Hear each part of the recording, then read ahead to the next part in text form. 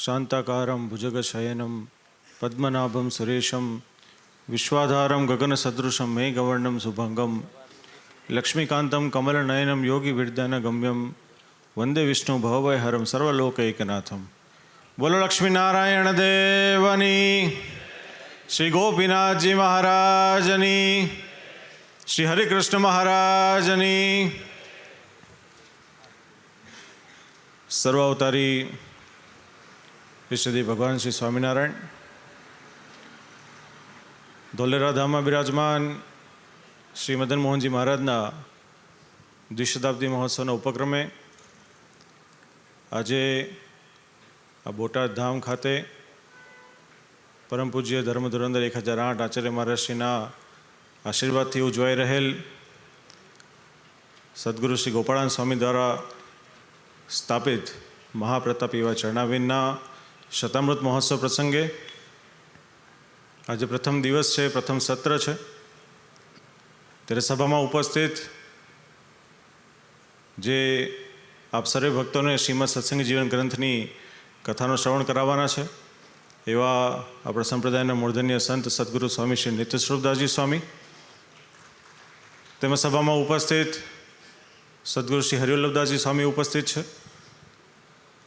Junagadh temple board, Vadtal temple board, Gadhada temple બોર્ડના chairman Shri ઉપસ્થિત છે, કોઠારી શ્રી ઉપસ્થિત છે, તેમજ જ્ઞાનપ્રકાશ શાસ્ત્રીજી સ્વામી ઉપસ્થિત છે, વિષ્ણુપ્રસાદ સ્વામી હોય, તેમજ ઘણા બધા સંતો આજે ખાસ કરીને ઉપસ્થિત છે.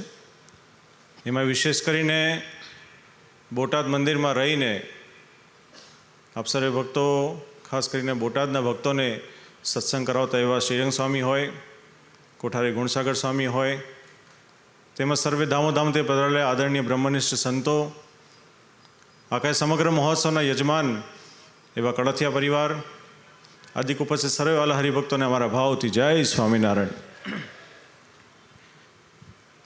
આ બોટાદની ભૂમિ એ પવિત્ર ભૂમિ છે. આ સ્થાનને વિશે શ્રીજી મહારાજ 64 વખત પધાર્યા, અહીંયા અનેક લીલાઓ કરી. હમીર ખાચરના દરબારમાં ભવ્ય રંગોત્સવને ઉજવ્યો. તેમજ આ સ્થાનને વિશે શ્રીજી મહારાજે ગાર્ડનની ઉપર પલંગ ઢળાવ્યો અને એના ઉપર ચાંગામાચી ઉપર બેસીને સત્સંગ કરાવ્યો છે. એવી આ પવિત્ર ભૂમિ છે. અહીંયા અનેક ભક્તોની મનોકામના ભગવાને પૂર્ણ કરેલી છે. આવી આ પવિત્ર ભૂમિ છે, માટે આ તીર્થધામ છે. મહર્ષિ વેદવ્યાસજીએ વિષ્ણુ પુરાણમાં લખ્યું છે કે જે સ્થાનને વિશે ભગવાનનો જન્મ થયો હોય અથવા તો જે સ્થાનને વિશે ભગવાન વિચરણ કરીને આવ્યા હોય, અનેક લીલાઓ કરેલી હોય, એને તીર્થધામ કહેવાય. ત્યારે વાલા ભક્તો, આ બોટાદ ધામ એ તીર્થધામ છે.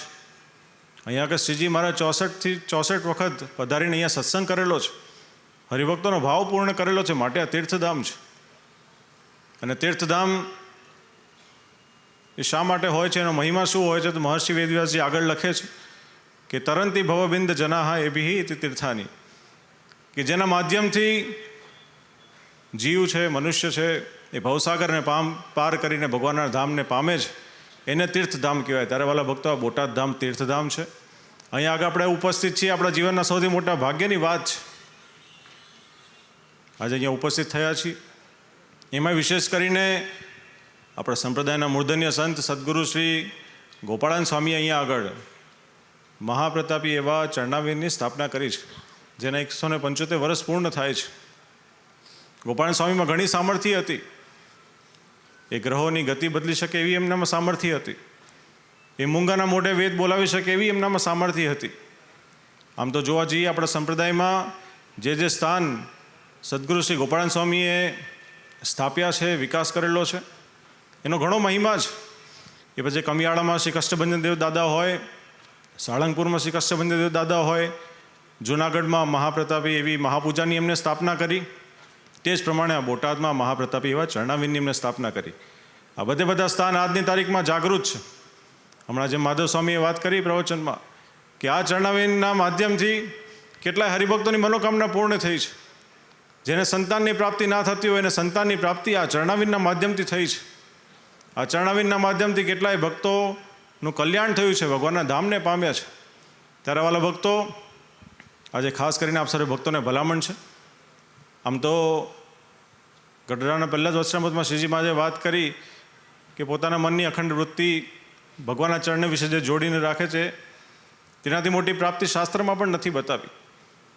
ત્યારે આવું પવિત્ર આપણને ચરણાવીને જ્યારે પ્રાપ્ત થયું હોય ત્યારે જ્યારે આપણે અહીંયાથી પસાર થઈએ, આ બાજુ ગઢડા જતા હોઈએ, સાળંગપુર આવ્યા હોઈએ, ત્યારે અવશ્યપણે બોટાદ ખાતે આવીએ અને આ ચરણાવીના જો આપણે દર્શન પ્રદક્ષિણા કરીશું, જપ કરીશું તો આપણી બધી મનોકામના આ ચરણાવીના માધ્યમથી પૂર્ણ થશે. ત્યારે આપ સર્વ ભક્તોને મારી એ ભલામણ છે. બીજું ખાસ કરીને હાલમાં સંપ્રદાયમાં એ દેશમાં હોય કે વિદેશમાં હોય, એ ઘર સભાના માધ્યમથી સદગુરુ સ્વામી શ્રી નિત્ય સ્વરૂપદાસજીએ ઘણો સત્સંગનો વિકાસ કરેલો છે. સત્સંગનો વિકાસ તો કર્યો, પણ એમના અંદર એક બહુ સરસ ખૂબી છે. એમને મૂળ સંપ્રદાયની બહુ ખુમારી છે. જે સ્થાનમાં જતા હોય છે ત્યાં આગળ મૂળ સંપ્રદાયની વાત કરતા હોય છે. એ મંદિરનું નિર્માણ કાર્ય કરતા હોય તો એમનો હંમેશા પ્રયત્ન એવો રહેતો હોય છે કે કેવી રીતના આપણે દેવ સાથે આ મંદિરને જોડીએ, કેવી રીતના મંદિરના દ્વારા દેવની સેવા થાય, એવા પ્રયત્ન કાયમ કરતા હોય છે. ત્યારે એમને પણ અમારો ખૂબ ખૂબ ધન્યવાદ છે. એમના આ પ્રયાસને અમે ખૂબ બિરદાવીએ છીએ. ગોપીનાથજી મહારાજના ચરણોમાં પ્રાર્થના કરીએ કે જેવું સંકલ્પ, જેવા વિચારો એમના અંદર છે એવા જ વિચારો કાયમ એમના શિષ્ય મંડળના અંદર પણ આવે, એવી આજે ભગવાનના ચરણોમાં પ્રાર્થના કરીએ છીએ. આજે આ મહોત્સવનો પહેલો દિવસ છે. જેમ હમણાં અમે વાત કરી કે આ ચરણાવીન બહુ મહાપ્રતાપી છે, ત્યારે આજે અમે પણ પહેલી વાર બોટાદ ખાતે આવ્યા છીએ.